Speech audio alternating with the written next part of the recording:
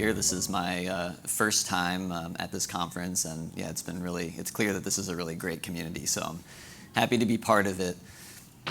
Okay, so a quick overview of what I'm going to be talking about today. So I'm going to start with a very general section. What do we know about the genetics of ALS? And specifically, I want to talk about the genetics of ALS beyond familial ALS and talk about how genetics plays a role in sporadic ALS. And then I'm going to move from there to an example from my own work identifying and characterizing new genetic risk factors for ALS, how we're continuing to develop new methods to nominate new risk factors. And then third, just because when I saw the list of topics, I didn't want to be the only speaker not talking about AI. So now I'm going to tell you about a new project in my lab that, of course, involves using AI to discover new gene regulatory networks in ALS. So how much do genetics contribute to ALS? I think many of you are familiar with this statistic that 10% of ALS is familial and about 90% is sporadic. And that statistic refers to the fact that these 10% of familial cases are inherited through families, whereas sporadic ALS, there's no known inheritance through families.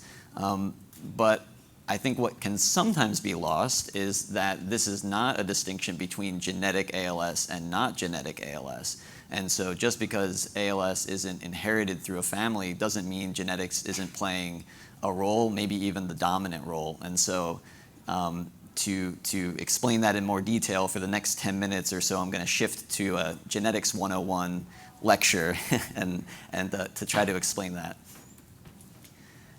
So starting with familial ALS, where it's a little bit clearer, most of the genetic mutations associated with familial ALS are inherited in an autosomal dominant pattern. So one copy of the mutated gene is associated with ALS. And in familial ALS, most cases are monogenic. So ALS is being driven by a single gene mutation. Now there's a distinction between inheritance of a genetic mutation or variant versus penetrance. So just because you've inherited an ALS-linked mutation does not always mean that you will develop the disease. And so this is where we get into the question of penetrance. So penetrance is what refers to the chance that if you inherit a mutation, that you will actually develop the disease. And so for a population of people that all have the same genotype, a low penetrance variant means that there's really not a high likelihood that simply having this genetic variant is going to give you the trait, whereas high penetrance means if you have the genetic variant, you will very likely develop ALS. So most of the mutations associated with the inherited forms of ALS are highly penetrant. And these highly penetrant mutations are easier to identify and study because there's a very strong delineation between if you have this variant, you likely will develop ALS, and if you don't, you are unlikely to develop ALS. And so these highly penetrant mutations are identified largely through genome-wide association studies. So this is a research approach that basically scans the entire genome of many individuals. I think this plot has the genome sequencing of about 30,000 people with ALS and about 100,000 control participants. They're all of European descent, which is a problem we won't talk about in this talk, but that is a problem. And so basically this plot, the short version is it's detecting signal versus noise, and so these highly penetrant monogenic mutations that are associated with familial ALS pop up with very strong signals, particularly if they're fairly common within the population. And for even rare variants that are highly penetrant, they also can be detected using family linkage analysis. And so there's ways to identify these. And with these tools, over time, more and more familial ALS-linked genes have been identified and studied in the lab. So now, does any of this apply to sporadic ALS? So while highly penetrant monogenic ALS is easier to identify and study, low penetrance polygenic ALS risk factors are certainly impacting disease onset and progression. And so what applies more to sporadic ALS are oligogenic risk factors, where a small number of genes with moderate effects, or polygenic risk factors, where you have many genes, maybe dozens or 100 genes with a small effect, are all converging to, combined maybe with environmental factors, leading someone to develop ALS. And the analogy that's often used is a light switch versus a dimmer. So there's exceptions in both cases, but when you're referring to monogenic, highly penetrant genetic variants that cause ALS, this is operating like a light switch, where you could be passing down one mutation in a family, and if you get it, the switch is off, or it is on, and if you don't get that variant, the switch is off. Whereas these polygenic low penetrance ALS risk factors are acting like a dimmer switch, where the more it's sort of tilting the balance towards or against your chance of developing ALS. And actually, age itself is operating in a huge way on this dimmer switch. So you can refer to the penetrance of certain variants, like including C9orf72. The penetrance changes with age. If you have the hexanucleotide repeat expansion in C9orf72, penetrance is maybe only about 50% up to age 50, but then becomes 80, 90% by age 70. So age is a big factor. And actually, most human traits are polygenic. So things like height, weight, metabolism, and life expectancy, these are all operating on the level of polygenic traits, where hundreds of variants are all working together to lead you to all of these characteristics. And that complexity is personally frustrating to me, because, as was mentioned, my grandma, who's living a very active and energetic life into her 90s, I would love to believe that there's a single genetic variant that I could have inherited to give myself this life. But unfortunately, being involved in genetics, I know that there's hundreds of these variants, and I'll have to get very lucky to get the right combination to have that outcome.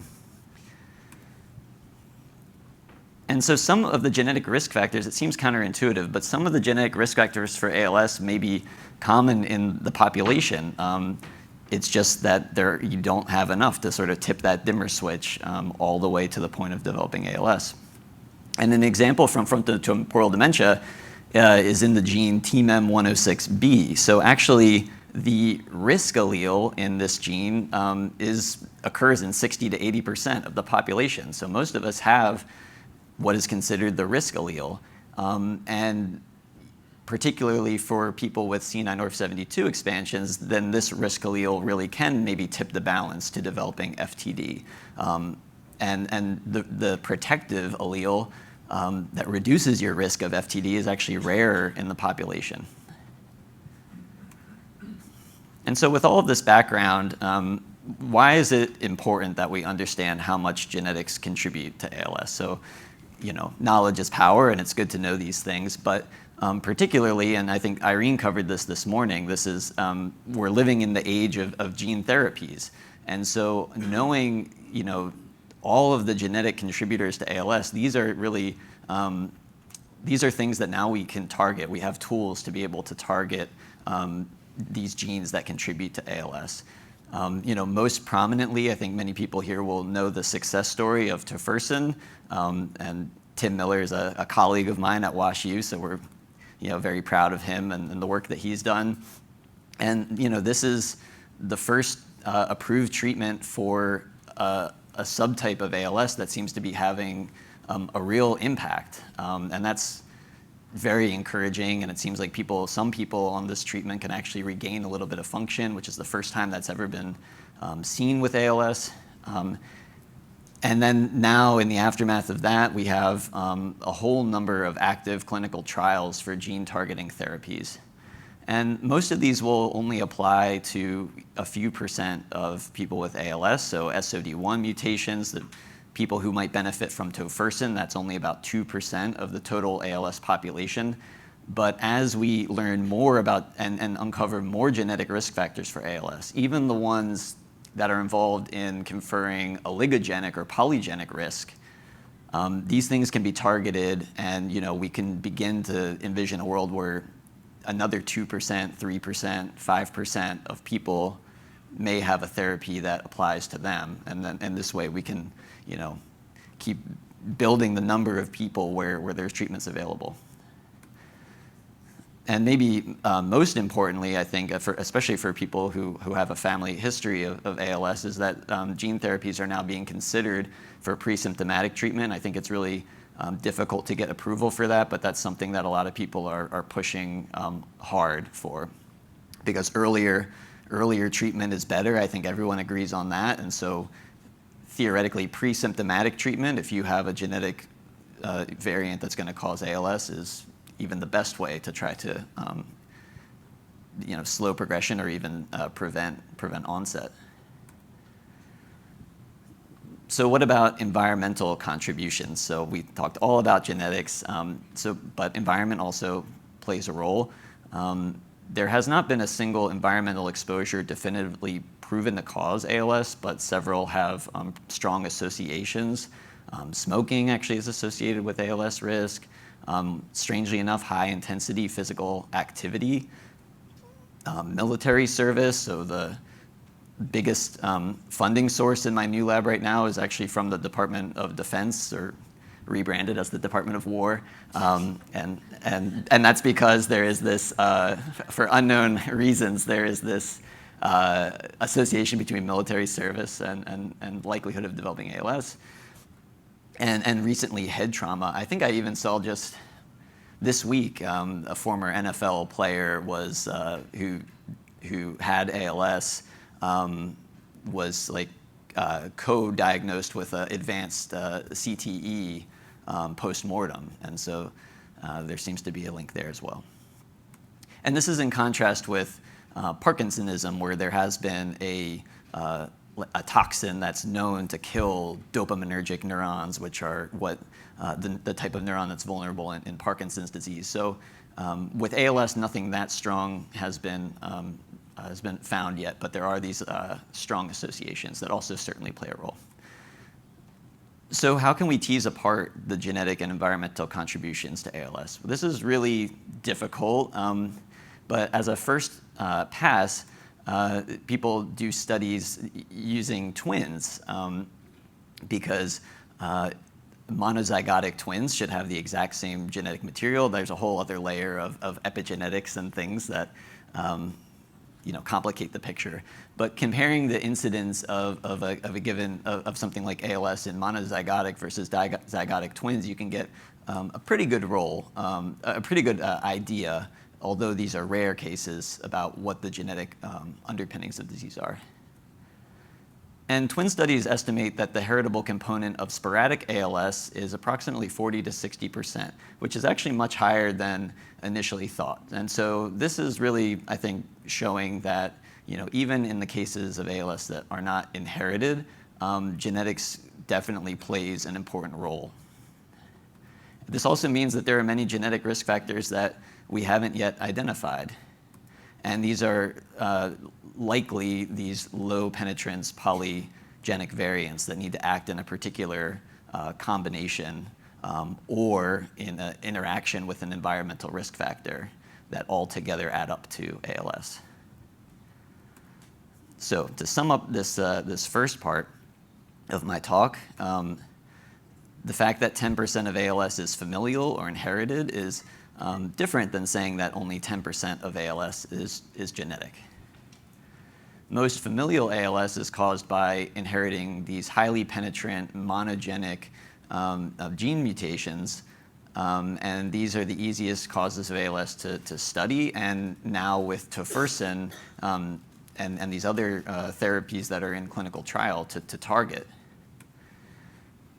Genetics is also a significant factor in sporadic ALS, but this is happening via these complex interactions between polygenic, low penetrance genetic variants and gene-environment interactions also certainly play a role. So from there now I want to pivot and talk about sort of a real lab example of work that was mostly done while I was a postdoc at UC Irvine, where we identified and characterized a new genetic risk factor for ALS. And so going back to this genome-wide association study, so these data sets are really valuable, and in many cases the data that we already have is perfect, is sort of all you need as you develop new computational tools. You can apply it to these existing large data sets and come up with new information. And relevant to this study in particular, the signals that we get from genome-wide association studies often map to non-coding regions of the genome, and interpreting the function of these signals is very difficult because you don't exactly know the meaning of these variants that are in the non-coding genome. And so for anyone who doesn't know, actually only 2% of our genetic material is encoding proteins. And the remaining 98%, according to this, I like this URL, so I use that as an example, that is referring to this as junk DNA, which I think is pretty outdated these days. We now know that this remaining 98% of our genetic code is playing a huge role in regulation, including regulating the 2% of the genome that is coding. So how do we figure out the biological function of genetic variants? We use statistical association, and this is something called a QTL, quantitative trait locus, which basically refers to a region of DNA that's associated with a trait, such as gene expression or splicing. So to do this, there are now large data sets where you don't only have the DNA sequence of people, but you have other information as well. You have information on not only the genetic code, but also the level of gene expression of all 20,000 genes in various tissues of that person in combination with the genetic code. So that allows you to do statistical associations between variants in the DNA sequence with traits such as gene expression or gene processing, and you can kind of put things together.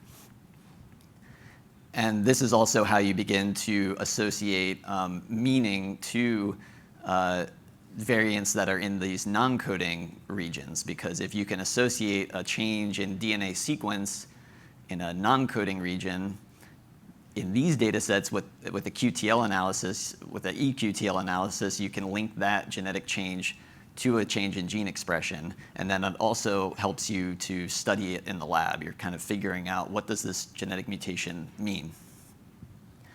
And so our collaborator at UC Irvine added a new tool to this QTL toolbox, associating genetic variants in over 11,000 genes with a type of gene processing called alternative polyadenylation, and he coined these 3'A QTLs. Alternative polyadenylation is something that it's essentially gene regulation through an untranslated region in the RNA sequence. And what this refers to is that for each of our genes, there's many different isoforms that can be produced that have a different role. They might be expressed in certain cell types, but not others. They may carry out even slightly different functions or get localized to different parts of the cell. And about 70% of human RNA sequences have more than one site where the transcript can be terminated with the addition of a poly-A tail. And the decision between where the poly-A site is added can have a big impact on the regulatory regions that are sort of present in that transcript. And interestingly, the longest 3' untranslated regions are expressed in the brain. And so essentially what this analysis did is looking at these QTLs where we link gene expression or gene sequence changes with these changes in polyadenylation site choice. we can see examples where the peaks here are telling you basically how much of this longer 3' untranslated region is being expressed. And a person with a GG sequence in this particular gene has very little of this long isoform expressed. And as someone has 1 copy or 2 copies of A here, we're seeing more expression of this isoform. And so in this study, we're combining this information, which tells us which genetic mutations correspond with this type of RNA processing. And then we're looking to see, are these variants enriched in people with ALS or other neurodegenerative diseases? And so this is how we end up getting some association with ALS. This is called a transcriptome-wide association study. And so here we're comparing genetic variants that affect gene expression or processing in a particular tissue with a particular trait. And so we did this, and we found new genetic variants that affect this alternative polyadenylation process in 11 different brain disorders. And one of the strongest hits was actually a new risk factor for ALS. And this one was really interesting. So we found genetic variants that affect this polyadenylation process in the ataxin 3 gene. And specifically, these genetic variants are leading to a longer isoform, so a longer 3' untranslated region. These increase the risk for ALS. And the effect size of this is not at the level of sort of a highly penetrant mutation. So this is probably operating as like a polygenic risk factor. But the reason this hit really stood out to us is because ataxin 3 is actually already associated with another neurodegenerative disease called spinocerebellar ataxia type 3. And so here now, we've using a completely independent analysis, we found new genetic variants in a gene already linked to neurodegeneration that we're now associating with ALS. And interestingly, people with spinocerebellar ataxia do have signs of upper motor neuron involvement, which is fairly unique among the spinocerebellar ataxias. And mouse models and people with SCA3 actually have TDP43 pathology like people with ALS. So I think probably most people in the room know about TDP43. TDP43 aggregation is observed in about 97% of ALS cases, and so it's really the unifying pathological hallmark of ALS. And it can look like this. You can see diffuse TDP43 in ALS postmortem tissue, small aggregates, or these big ubiquitin-positive inclusions. And so it was really interesting to us that our analysis kind of came up with a gene mutation. Different mutations already are known to cause TDP43 pathology. And so for the first time, we started studying this gene, ataxin 3, in human motor neurons. And what we found is that reducing the level of this gene can actually promote TDP43 cleavage, as well as aggregation of TDP43 in neurons. And we took that one step further in collaboration with a group from, they were at the Mayo Clinic, I think as of about a month ago. Now they're at University of Miami, I think, to look at this gene, this new gene that we've associated with ALS in postmortem tissue, and found interestingly that in real ALS FTD brain tissue, the level of ataxin 3 is inversely proportional to the amount of TDP43 pathology in that tissue. And so I skimmed over like a few years of work just to show an example of how, applying these new computational tools to these big GWAS data sets has led us to nominate a new risk factor for ALS, as well as some other neurodegenerative diseases. And taking it back to a theme from the first part of the talk, this is something that we believe could be targeted with therapeutics. So antisense oligonucleotides, the same type of gene therapy that is being used for SMA or SOD1 ALS, can actually be used to change polyadenylation's site location.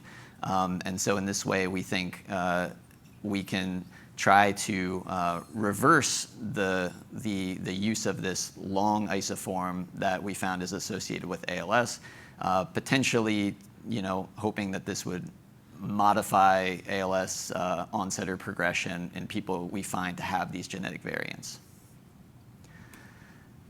So to sum up the second part of the talk, we found that these genetic variants in this non-coding region of the ataxin-3 gene represent a new genetic risk factor for ALS.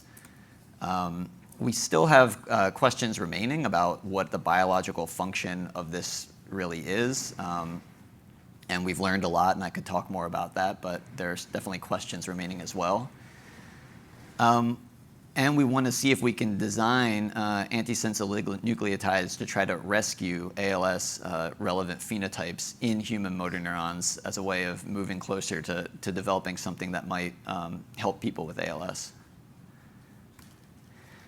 So in addition to this work that I briefly described, there are even newer approaches being used to identify the complex genetic risk factors for ALS, and this is where I'll switch to talk a little bit about machine learning, AI, and how we can apply those to huge data sets to find new gene regulatory networks associated with ALS. And in particular, these tools are really good at making sort of higher order connections within the data that you might miss with statistical associations like what I showed alone. And so there are some real advantages to this, and Irene did a really nice job this morning setting this up, all of the sort of risks and dangers, also benefits of applying machine learning tools to these data sets. And so there is currently a huge initiative that is about to kick off, the Longitude Prize on ALS. So it's about a $10 million total prize that's organized actually as a competition. And it's very broad. Basically, they're seeking AI-based approaches to transform drug discovery for ALS.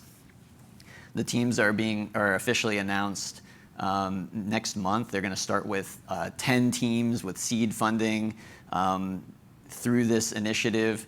A number of restricted data sets are all going to be available so that people have access to as much good information as possible to build their models, train their models, and nominate new therapeutic targets for ALS.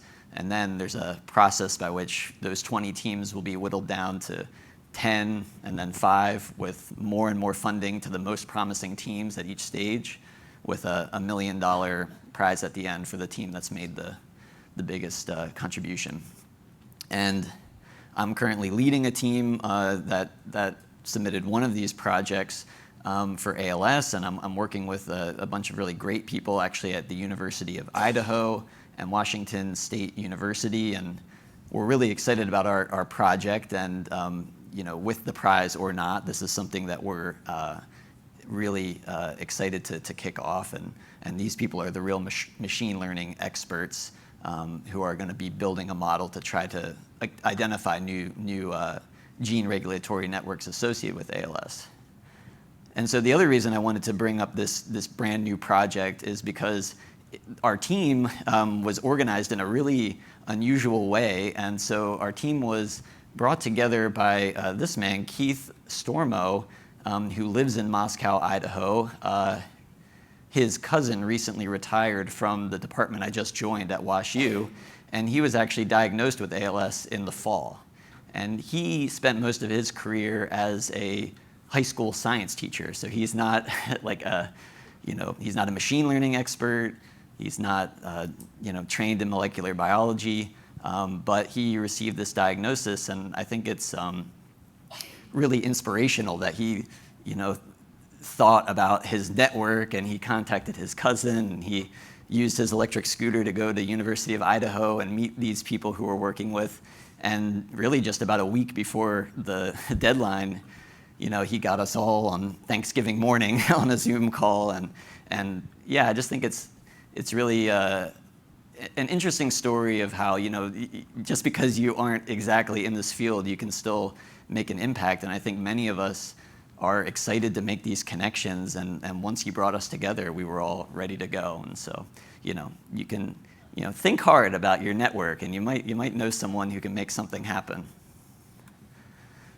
And so the goals of all of this research that I've been talking about are, of course, to find new therapeutic targets, because in the age of gene therapies, these are, I think, where we're going to maybe have the most progress in the next 5-10 years, and continue chipping away at another 2-3% of ALS where there will be something that can actually make a difference. As was discussed a bit at lunch, biomarker discovery and implementation is extremely important. And this also feeds into the idea that we need better stratification of people with ALS into the right clinical trials. And so there's a lot of discussion, I think this also came up at lunch, that some of the clinical trials that have run and failed may have failed because the wrong mix of people was enrolled in the trial. And we don't really have a good way of knowing if we could have put the right people in the right trial, maybe it would have been effective. And so I think that's going to be revisited as we develop new biomarkers, and that can include genetic testing, as we know more and more genetic risk factors for ALS.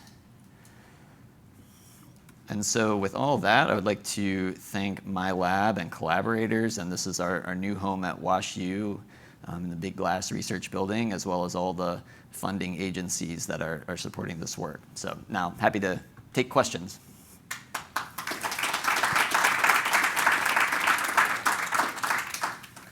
Yes. That new genetic variant that you were speaking of, is that detectable in current gene testing? No, it is not. Those panels right now I think are mostly focused on these highly penetrant variants, and I think it would take a bit more work to put something like this in a panel. We would have to get really, really good evidence that it's playing an important role.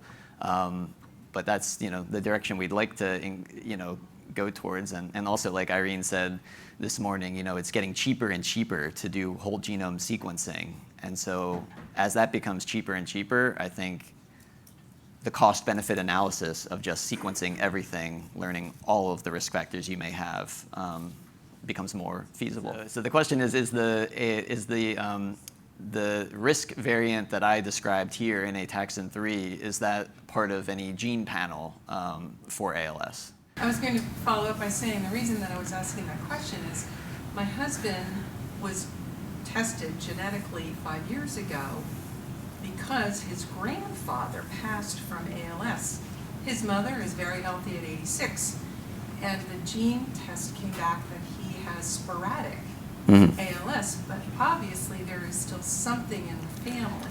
Yeah, so that's exactly to the point in the first part of the talk where it's that dimmer switch where there are these risk factors probably floating around in the family, and that in one person it's just a few more risk factors, or maybe the same risk factors plus an environmental stressor just tip that balance.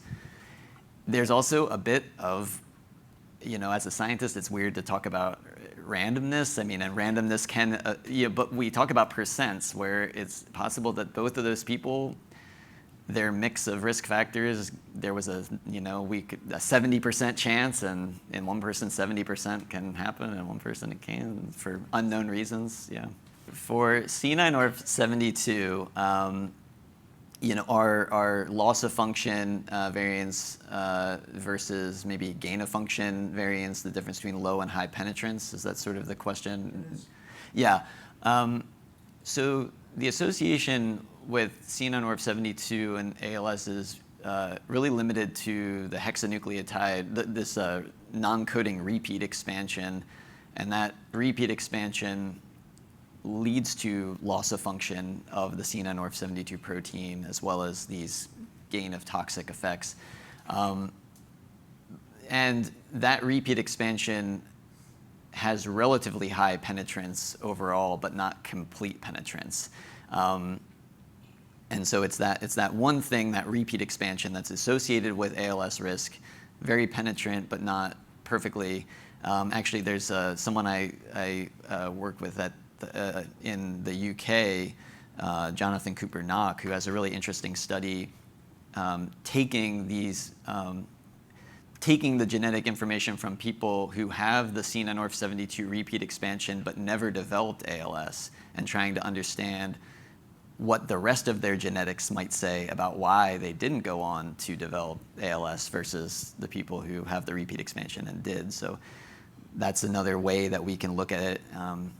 That's how some of that one example I used in FTD, where most of us are walking around with this risk allele, which is more common, but without the right combination. Yeah, they're starting to do this a little bit in Alzheimer's disease as well. Christchurch mutation is a famous case, someone from a family with very strong genetic variant associated with Alzheimer's disease who then didn't develop the disease and had a really rare ApoE variant that they figured out was protective. Yeah, it's like studying the Keith Richards and I think Ozzy Osbourne and these people who, what.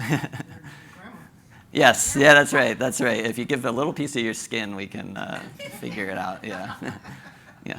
The question was, what is meant by the fact that high-intensity physical activity is a risk factor for ALS? That is mostly, I think, comes from two associations. One is footballers, so soccer players in Europe, were found to be at a higher risk of developing ALS than the general population. People thought about maybe pesticides that would be on the fields that they're playing on, a lot of other things. Also, there's also increased risk for NFL players, but then it's also complicated with head trauma and all these other things. It comes from studies like that, so it's far from conclusive. I almost commented at an ALS conference because one of the people who does these sorts of studies was saying it was related to, it was like the only people who are at greater risk are these ultra marathon type of people. But as an avid distance runner myself, I would argue that these people are doing more like sprints and things. All of it is a little bit wishy-washy on exactly what it means. Yeah. Yeah. Oh. Yeah. So this is actually a comment, so I guess you'll need to repeat the comment. Yeah. I think it's a good idea to remember that correlation does not mean Yeah. causation. So Yeah, I guess maybe I'm defensive too because I exercise a lot too. I'm like, I Yeah. have to do everything I can to prevent bad Exactly. outcomes. Yes. You've got increased ALS.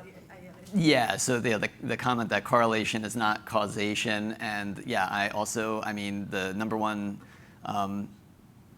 killer in the world is heart disease, and so because of these correlative studies that say, people with, people who are professional footballers have this slightly elevated, and it is like slightly elevated risk, I would not let that deter you from high intensity exercise.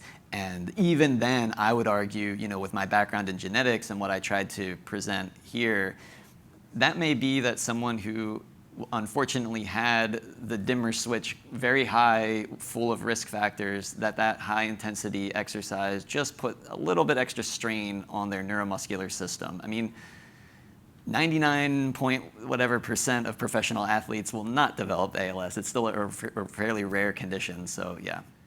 So the question is, the short version is, do I think that the environment is playing more of a role than genetics in sporadic ALS? I refer back to the twin studies that make me feel that genetics is equal, if not slightly more important in determining ALS risk.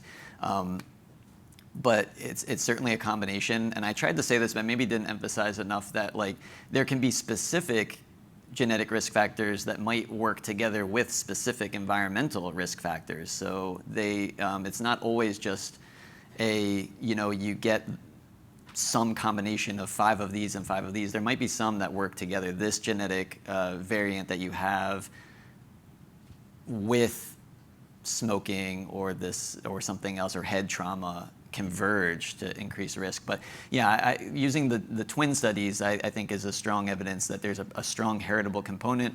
As far as the regional differences with some of these environmental exposures, actually when I was at Duke University, I did a study on BMAA, which is a cyanotoxin that's been associated with Guam ALS, Parkinson disease, and that's something that is also sort of a credible correlation with that particular condition, but not necessarily causative. It's produced by algal blooms, and there's some increased risk of ALS around like these freshwater lakes in Michigan and places that people have been studying, but it's not conclusive. Yeah.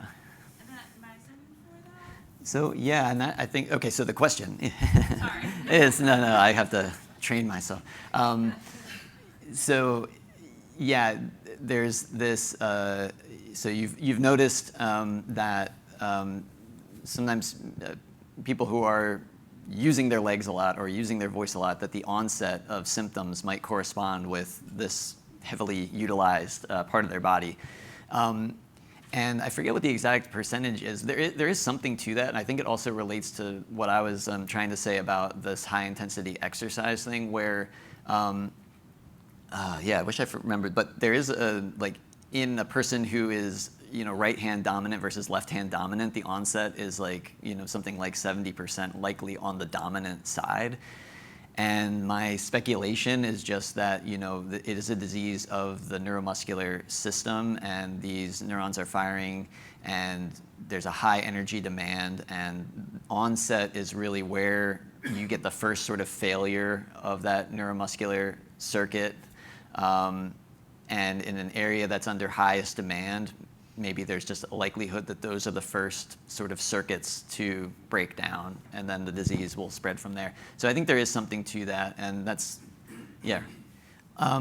Has any useful information come out of the National ALS Registry to what I'm doing? So that is something that I'm thinking about now with this new machine learning project, where we're starting from the perspective of trying to look at the genetic information and some of these data sets that get more complicated, where you have the genetics and all these other features of gene expression and cell biology. But what we eventually want to do is, in these models, I think that is where eventually you can use like this natural history information to try to make associations between like what we can find on the genetics and molecular level with the sort of natural history information of what a person's experiencing. It's tricky because, yeah, you have to be careful about what information you dump into these models, but I think if you do it in a careful way, it is something that we want. And also like information on what drugs was a person taking over their life, over-the-counter prescription. All that information, I think, it's an overwhelming amount of information, and I think very carefully constructed machine learning models will help us, yeah, with that. I might not have said that one out loud, did I? Oh, okay. Yeah, so the question is, commenting that we have seen the success of the SOD1 therapy tofersen, and what are the lessons that we're taking from that to apply that to other ALS. And there is, it's sort of an outside of the box, probably a few years ago it would have been controversial idea to apply that same therapy to people without the SOD1 mutation. I hope I'm not breaking news or anything. That's yeah, Tim will be mad at me. But there's plans to think about that. The reason it's sort of outside of the box or controversial is because that gene therapy is designed to reduce the amount of the SOD1 protein. So it is very targeted for if you have the SOD1 mutation. All of the work over the decade plus in the lab has shown that those SOD1 mutations lead to that protein becoming toxic. The therapy reduces the level of it, so it all sort of lines up in this logical way. But it is the only effective treatment, and maybe there's something we're missing, and so there is an effort to try to take that elsewhere. The other way that lesson is being applied, though, is more generally I think that's why we want to find more genetic risk factors to, develop these ASOs, the same technology that is what tofersen is entirely customizable. It's a sequence that you can very rapidly design. So the question is about ASOs targeting sort of rare disease variants. How do we figure out the benefit? How is that helpful broadly? I think, and I have heard of some of these. I mean, it's really great that there are some companies that are doing these rare initiatives, and I think that's possible because of how customizable the ASOs are. They're very quick to develop. I think a lot of the effectiveness will come down to the biology, I think, and in the sense that with SOD1, all of the evidence that showed that the mutations in that gene are leading to a toxic protein, and so lowering that toxic factor should help, and then it did. Hopefully that will apply to many of these other cases. There's other ways ASOs can be designed to change gene processing in more complicated ways.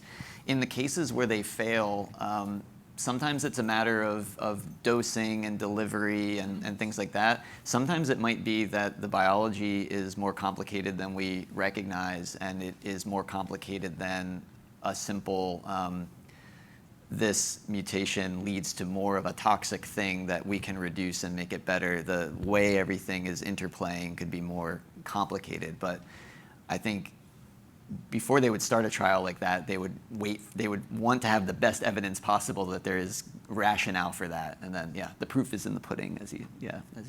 So the point is about targeting broader systems that might be affecting ALS, and that actually is what I hope that this machine learning based approach is going to get us. So that's why I call skimmed over. that it's about gene regulatory networks. We're really hoping to identify networks of biology that maybe people with a different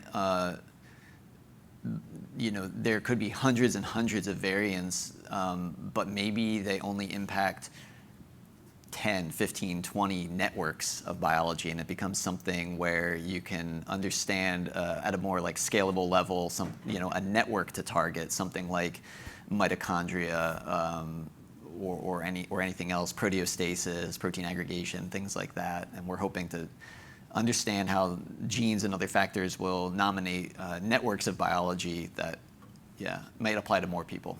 Have there been any studies on the effect of that's what I'm doing. I'm on it. I only missed a third of them. Any studies on the effect of viral infection, particularly COVID infections, on the risk of ALS? This is something that I personally find a compelling theory. I think COVID is probably too soon to really have all of the data.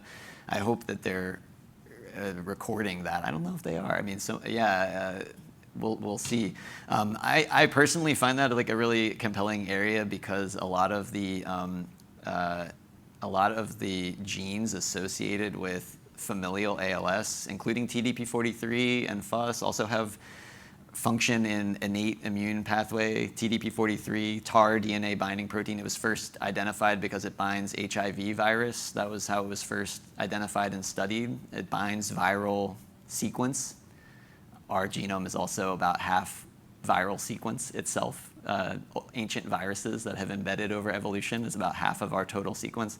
So I think there's this really interesting connection between some of these genes that are known strong risk factors for ALS and the innate immune pathway. So that's an interest. I don't know that it's been concluded yet, but there are people studying that. Yeah.